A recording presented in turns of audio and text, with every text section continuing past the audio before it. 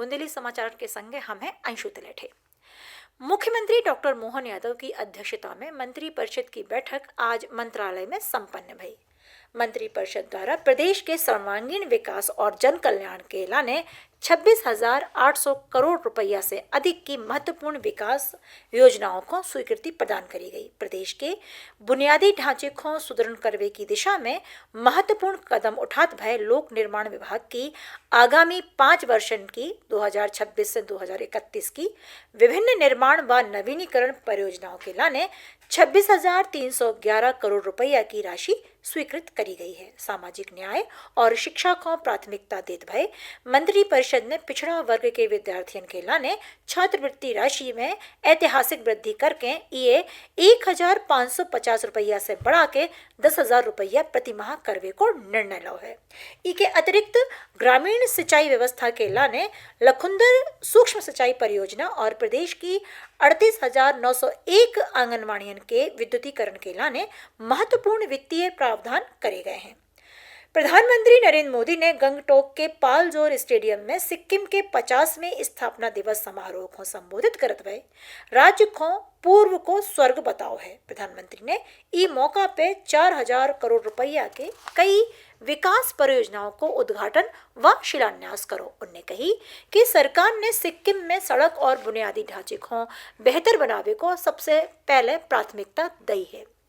मुख्यमंत्री डॉक्टर मोहन यादव ने आज भोपाल के जमूरी मैदान में 1842 की क्रांति के महानायक राजा हृदयेश शाह लोधी के बलिदान दिवस पे आयोजित शौर्य दिवस कार्यक्रम में शिरकत करी। डॉक्टर यादव ने उनके गौरवशाली इतिहास को शैक्षणिक पाठ्यक्रम में शामिल करने की घोषणा करी। उनने 1842 की क्रांति के नायक नर्मदा टाइगर नामक पुस्तक को विमोचन भी करो और हीरापुर को पुराने गौरव के संगे पुनर्स्थापित करने को संकल्प लो।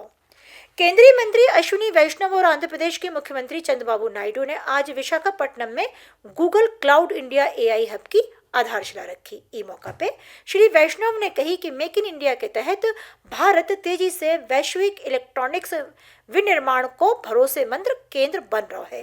उन्होंने कही कि स्मार्टफोन अब देश को सबसे बड़ो निर्यात उत्पाद बन चुका है। राज्यपाल मंगूभाई पटेल ने कही कि जनजातीय कार्यशाला में प्राप्त सुझावों और अनुशंसाओं को संवेदनशीलता के संगे लागू करो जे है।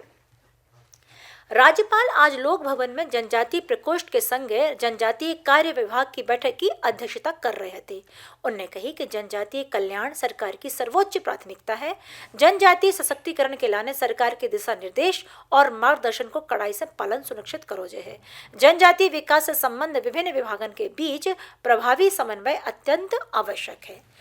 प्रदेश में करीब 100 साल से विलुप्त हो चुकी जंगली भैंस की वापसी हो गई है। मुख्यमंत्री डॉक्टर मोहन यादव ने आज बालाघाट के कान्हा टाइगर रिजर्व के सूपखार क्षेत्र में असम के कांजीरंगा से लाए गए 4 जंगली भैंसों को जंगल में छोड़ो।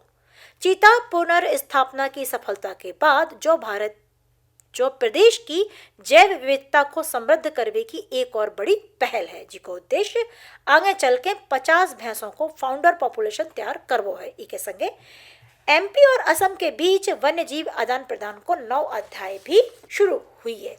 असम से 2 जोड़े गैंडे भोपाल के वन विहार लाए जाए हैं और बदले में असम को 3 बाघ और 6 मगरमच्छ दिए गए हैं। प्रदेश सरकार ने समान नागरिक संहिता यानी यूसीसी को लागू करने की दिशा में बड़ो कदम उठाते भय सुप्रीम कोर्ट की पूर्व न्यायाधीश न्यायमूर्ति रंजना प्रकाश देसाई की अध्यक्षता में 6 सदस्यीय उच्च स्तरीय समिति बनाई है। वे उत्तराखंड के यूसीसी ड्राफ्टिंग पैनल की भी अध्यक्षता कर चुकी हैं। यह समिति 60 दिनों के भीतर एक ड्राफ्ट बिल तैयार कर है जो विवाह, तलाक, भरण पोषण, उत्तराधिकार और गोद लेवे जैसे निजी कानून की समीक्षा पे आधारित हुई है। प्रदेश के सरकारी और प्राइवेट कॉलेजों में शैक्षणिक सत्र 2026-27 के लाने प्रवेश प्रक्रिया 1 मई से 30 जून तक चल है। छात्र ई प्रवेश ऐप या ऑनलाइन पोर्टल के जरिए घर बैठे रजिस्ट्रेशन करा सकते हैं। पहले चरण में छात्राओं से कोनो शुल्क नहीं लौजे है, जबकि एनसीटीई और परंपरागत कोर्स के लाने रजिस्ट्रेशन फीस सिर्फ 100 रुपया रखी गई है।